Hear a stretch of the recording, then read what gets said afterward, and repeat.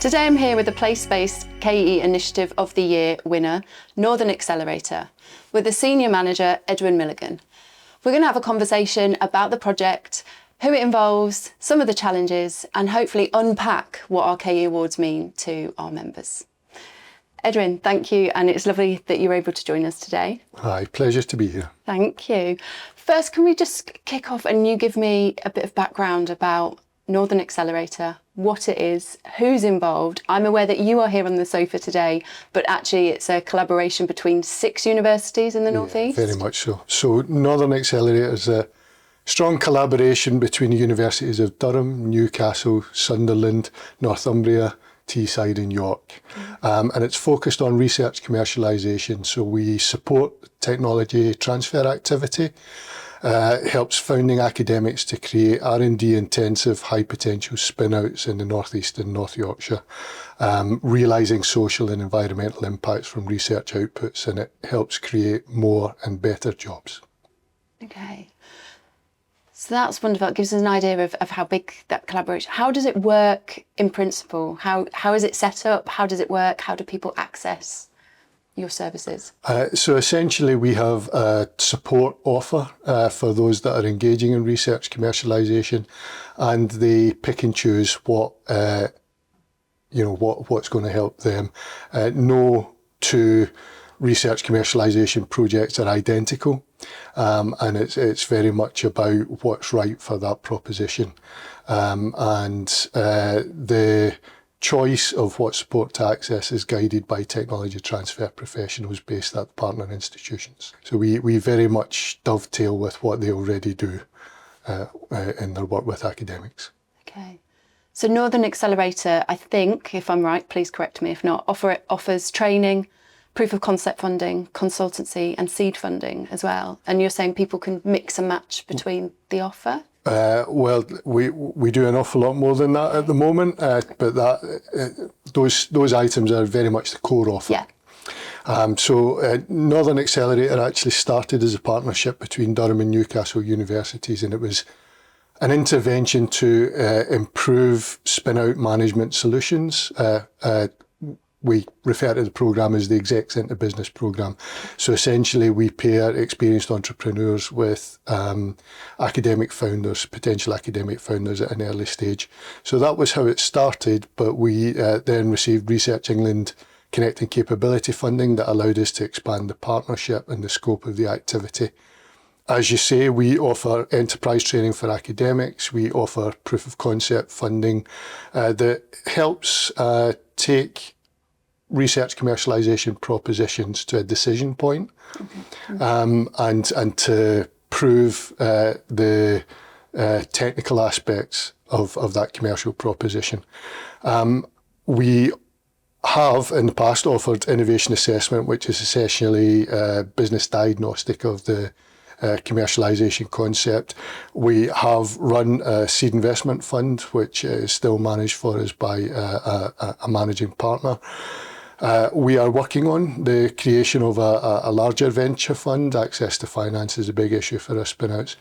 And we also have some offerings around supporting the success and sustainability of our spin-outs. So we, at the moment, through the Research England CCF funding, are running a spin-out leaders network that aims to provide access to mentoring support access to finance, support access to professional services. We have some fast start grants, which are all about supporting the spin-outs in the very early stages of setup. Again, it's about just helping them access the right professional support at the right time. And hopefully that has an impact on their long-term viability. Lovely, so lots of moving parts then. A lot of moving parts. We're also piloting some new activity at the moment around whether we can develop a model for demand-led spin-out creation. the traditional model for spin-outs is very much technology push. So an academic's invented something that's really clever, and we want to find a way to utilise that in the real world. Yeah.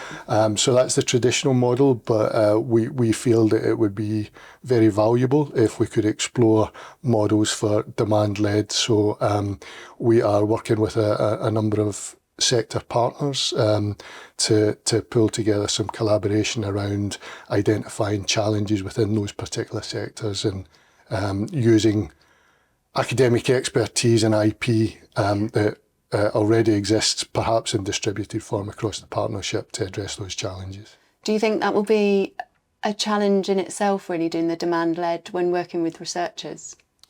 Just flipping it a bit. Yeah, very much so. I mean, I guess a lot of what any knowledge exchange professional does is act as that spanning the boundaries between academia and industry in the real world. This work that we're doing around the sector collaboration activity is very much trying to, I guess, bring the academics face to face with real world industry challenges, in a very commercialisation focused way in an environment. Wonderful, that sounds great. So I just want to delve in a bit more. The number of universities involved in this project is outstanding, and I imagine that comes with its challenges, but started with 2. Yes. How can you give us an idea of how it grew? Since when did people join? What were they looking for, something different? Yeah, so we have had multiple rounds of funding. Our initial funding was ERDF funding for the Execs into Business proposition. The next round of funding that was secured was Research England Connecting Capability Funding. As you may be aware, the focus of that fund is very much on bringing together university partners to help build capacity and capability across a partnership. So at that point, that's when Northumbria and Sunderland joined. And you probably recognise that Northumbria and Sunderland were not research-intensive universities, and didn't have the same track record and experience in spin-out creation that Newcastle and Durham did. So a key part of that partnership has been sharing knowledge and sort of developing the supporting systems and structures together in a way that hopefully offers each partner university something valuable in developing their research commercialisation activity. We then managed to secure another round of Research England CCF2 funding. In between, we actually got some more ERDF funding as well. But in the second round of CCF2 funding, that's when Teesside joined. So essentially we had the 5 North East universities working collaboratively on that CCF2 project. And we initiated some discussions with York University as well. Very valuable to us to have another research-intensive university involved in what we were trying to do.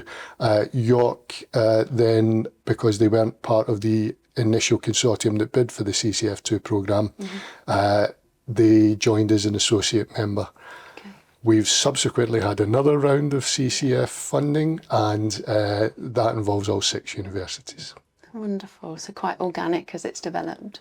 Very much so, and I think we've evolved the offer as well. Again, I don't know how familiar you are with the Research England CCF funding, but they don't really do continuity funding. So they're very much encouraging us to innovate and evolve the work that we do in support of spin-outs, and to test new models of working. So, for example, the sector collaboration activity I talked about earlier. But what that's also enabled us to do is to explore and confirm what works and what doesn't.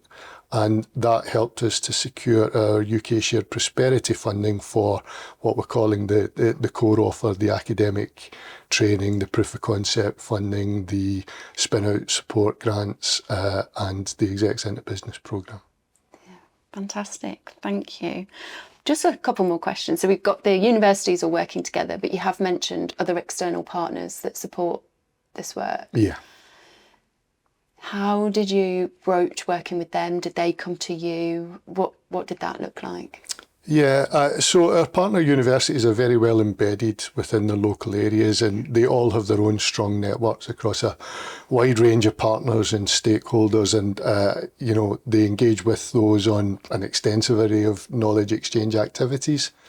So we've been able to tap into and utilise those networks to create the network for Northern Accelerator. And we continue to grow and expand it to offer the best possible support that we can for the creation and the ongoing support of our spin-out businesses. So Edwin, it seems like you've got a significant ecosystem then that sits outside of the Golden Triangle that's focused on the North East and Yorkshire. Are you recognising, or are you seeing any particular specialisms that are coming from that region of work and that place-based sense of what's going on with the Northern Accelerator? So in terms of specialisms, I would say probably around 50% of our spin-outs are in health and life sciences related areas. A big part of the reason for that is the medical school at Newcastle, and Newcastle are very active around research commercialisation, and they have significant grant income. So again, if you look at models of spin-out creation across the sector, there is an almost linear relationship between research grant income and spin-out outputs. So that's a big reason for that. But we do have some key sectors that we focus on as well, net zero being an obvious one, advanced manufacturing, and they reflect as you say, the place-based, the opportunities and infrastructure that exist within that area, but also the research specialisms that exist within our partner institutions. Great, thank you. So part of being an award winner is also being able to demonstrate impact, and obviously we celebrate the impact that KE can bring and research.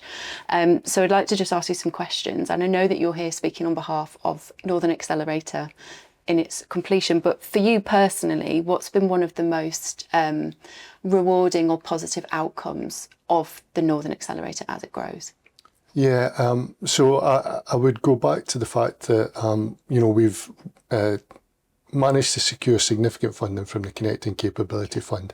And I think we've been, one of the things that I'm most pleased about is that we've been very true to that principle of working collaboratively and collegiately and sharing good practice across our network of partners. So, that's a real benefit. And I think just to emphasise that, in my time at Northern Accelerator, all 6 of our partner universities have created at least one spin-out. And we're talking about some universities there that had no history of spin-out creation at all, and have very limited research grant income. So, okay, thank you. In terms of I suppose headlines or metrics or measures, things that you're proud of, are there any of those that you'd attribute to Northern Accelerator that just wouldn't be there if it didn't exist? Yeah, absolutely. So, I mean, to date, we've delivered training to more than 400 academics in research commercialisation. We have supported a pipeline of 134 proof of concept projects. We've placed 56 experienced executives into nascent spin-outs. We have supported the creation of 52 businesses, and many of those are still based in innovation hubs, such as a Newcastle Helix or Durham's Net Park. And it's not just about the number of businesses, it's about the type of businesses and what they do. So the initial rationale around Northern Accelerator was that the North East had a very much lower than average number of businesses created in a year, and also the private sector R&D expenditure was much lower than the national average.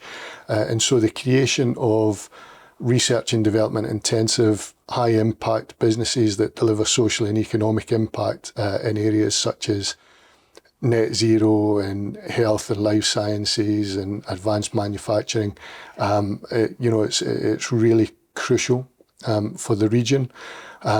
we undertook an external evaluation of our first two Research England CCF projects, and the estimate was that there was a 7.4 return on investment for every pound spent, and that the external consultants estimated that over a 10-year period, they forecast an additional GVA of about 120 million into the regional economy, which is obviously a significant contribution. We estimate that the businesses, since Northern Accelerator began, the spin-out businesses that have come out of our partner universities have attracted more than £165 million in investment. Which is obviously a boost to the local economy, and we see these businesses going from strength to strength and continuing to grow. So if I give the example of Advanced Electric Machines, just last year they secured a £26 million investment, and they now employ, I think it's 110, maybe more than 110 people. And that's a business that spun out of Newcastle in, I think, 2016, 2017. So, over a short period of time, you can see how these businesses grow and have a big impact on the local economy. That's amazing. Congratulations. I know those things are very exciting. How long has the collaboration been going from? Obviously, it's had various iterations. When did it start? When would you say it started, Northern Accelerator? So Northern Accelerator began in October 2016, the wider partnership in 2018. Okay. And we talked then about the consultants and predictions for the future over a 10-year period. How long do you see this collaboration, or the Northern Accelerator itself, how long do you think it will last? Is it going to be ongoing? Yeah, so I think from the outset, the partners were determined that Northern Accelerator wouldn't just be or we didn't want it to be seen as a time-bound, time-limited project, but a wider commercialisation initiative that I think, as you referenced earlier, had an eye on a wider ecosystem and the development of a wider ecosystem. So, our mindset is very much that we hope that we've demonstrated the value of investment in Northern Accelerator. We are confident in our ability to keep evolving and delivering impact with what we do, and adding value to the work that our partner universities do around research commercialisation, and helping them have a significant impact in the local economy. So we think we have a very strong case for future investment, we're very hopeful that we'll be able to secure that. Wonderful. Thank you. Just to add to that as well, so Northern Accelerator, the partnership that supports Northern Accelerator, also have engagement at strategic level. So just last year they launched Universities for the North East of England, and there is definitely alignment between the operational programmes, the likes of Northern Accelerator, and that sort of strategic intention to collaborate that the partner universities have. Fantastic. So those are, I think we've highlighted all the positives Northern Accelerator has brought to the region, to the organisations involved and the universities.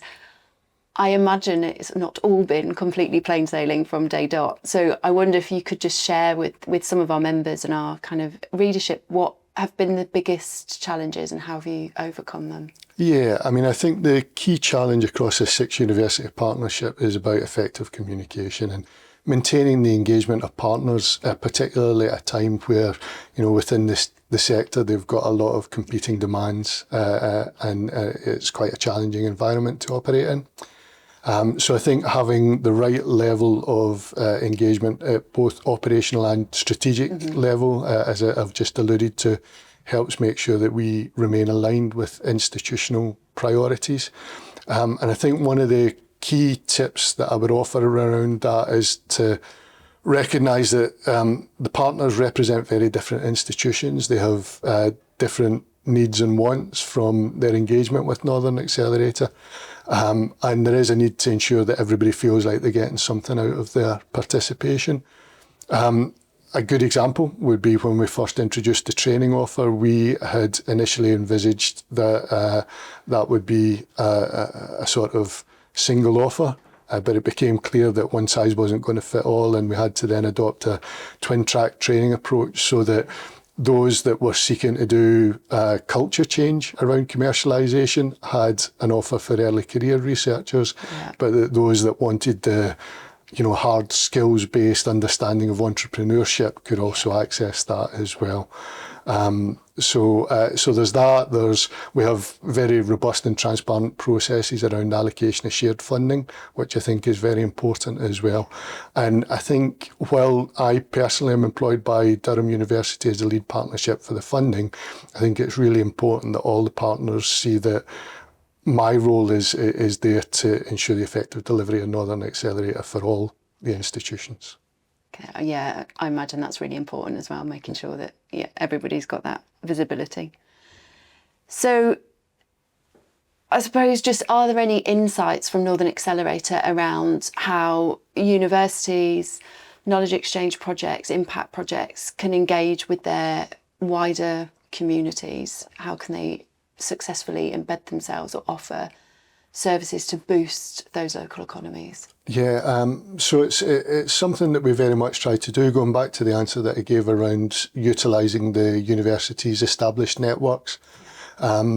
We do engage with regional stakeholders. We have a strategic advisory board that's made up of people with relevant external expertise, but also stakeholders from the likes of local enterprise partnerships, which now no longer exist, but the combined authority and others. And again, there's engagement at lots of different levels with the likes of local authorities, but we see them as being absolutely critical, not just because they've provided the shared prosperity funding, but also that they're really key stakeholders in what we're trying to do. And it's really important that in an initiative like Northern Accelerator, where we're trying to develop an economic impact and a social impact, that's aligned with the other stuff that's going on in the economic development world within that geography. So we very much try to maintain that open dialogue with a whole range of different partners and stakeholders. Lovely. So Edwin, I'd like to ask you a few questions that are more focused around the funding, if I may. So what role you've alluded to this already, but what role has Research England played in supporting and enabling Northern Accelerator to enhance collaborative efforts across multiple universities? Yeah, so I mean, Research England CCF funding has been absolutely crucial to Northern Accelerator. It's given us the resource and the opportunity to develop our core offer. It's pushed us to continue developing that offer to help us grow our impact. CCF doesn't fund continuity activity that has become business as usual. So in each funding round, we have innovated, we've grown our offer, we've addressed new challenges, we have developed our partnership, we've tried new and innovative ways of supporting spin-out creation, not all of which have worked, but to have the freedom to test that and to learn from it has been absolutely crucial. CCF allowed us to pilot activity, find out what works and what doesn't. And I think, as I mentioned earlier, that is what enabled us to secure the shared prosperity funding from our local authorities as well. So, yeah, it's been absolutely crucial. Yeah, fantastic. And what significant social, environmental, or economic impacts have occurred through these collaborations?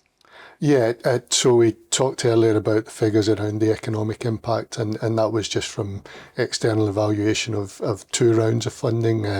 We have an evaluation underway at the moment of shared prosperity funding as well, so I'm sure there'll be some figures to add to that. In terms of social impact, so we have businesses that are working on low carbon materials. We have lots of businesses in the health space. We have, I mentioned earlier, advanced electric machines, which they've produced drive chains that don't require rare earth metals, so electric drive chains. They're having a big impact. Just a whole range of impacts. I think beyond that, the key thing for us is, we have created R&D intensive businesses. They will grow the R&D investment in the region. They've managed to bring additional funding into the region through the investment into them. They're creating more and better jobs, and these are high value jobs in a region where the GVA of individual jobs per capita is lower than the national average. So, the impact's enormous. So in terms of strategy, the funding rounds and obviously having to not reinvent yourself, but expand what you're doing, innovate, adopt. Do you think that's been encouraged by the way the funding works under CCF? Yeah, very much so. And it's been a positive thing, I feel as though we have demonstrated the value of what I would refer to as the core proposition. And I think, as I alluded to earlier, we recognise that there is an expectation that universities do more and more of these things. So Northern Accelerator was about a step change in research commercialisation, and we went from a place where over the 5 years preceding Northern Accelerator there was an average of 1.6 spin-outs created per year, to, in the 5 years after, that average went up to 6.4. And I think there is an expectation that we continue to grow and expand that. And with that in mind, it's really key that we do explore different ways to enable and accelerate the creation of spin-outs from research that takes place in our partner universities. But I think the other key bit is also, we've now created 52 businesses, I think, since I started.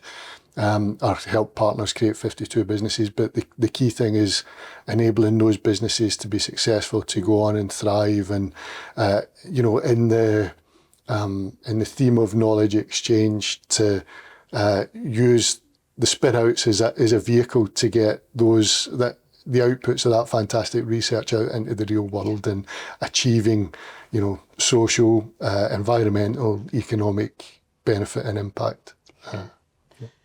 And all of those are things to celebrate, but won't come without their challenges. And I was wondering how UKRI might have supported you through any challenges or difficulties that you've had through the duration of Northern Accelerator. I guess the obvious thing to say is the funding. Yeah. But I think it's the flexibility of the funding has been really useful. Without wishing to be sycophantic, our relationship with the funding team, our contract managers, has always been really positive. They've always been really supportive. And where we have, for example, made a case to extend the duration of a project, the COVID scenario was obviously quite a big driver in that. They've been very accommodating, quite happy to work with us. We've had occasions where we've seen elements of the programme that just really aren't working very well for us, and so we've had conversations with Research England about changing and utilising the funding and the resources in a slightly different way. And like I say, they've always been very accommodating, and I think it's because they're very much focused on, what is it we can achieve with this funding and through this vehicle. So, yeah. I think that's really important that people underestimate the relationship with the funder and the conversation that you can have and the to and fro that happens between those partners. And you just alluded to positive changes that you think. So I suppose the follow-up question, the final question for today is just, how do you think UKRI can continue to support as we evolve and change organisations like yourself? Yeah, again, I think the connectivity is really important there. So a couple of weeks ago, I was at an iCure event in Manchester and hearing about the plans that UKRI have to Innovate UK have to evolve the iCure offer. And I think it's really important that, for initiatives like Northern Accelerator that UKRI also fund through Research England, that there is that sort of ongoing dialogue that helps us continue to align with all of the other things that are going on in the sector, and we're all trying to achieve common goals and work together to achieve the same sort of impact and outputs. Lovely. Thank you again, Edwin. It's been a pleasure to have you with us today answering questions. All right. Thank you very much. Thank you.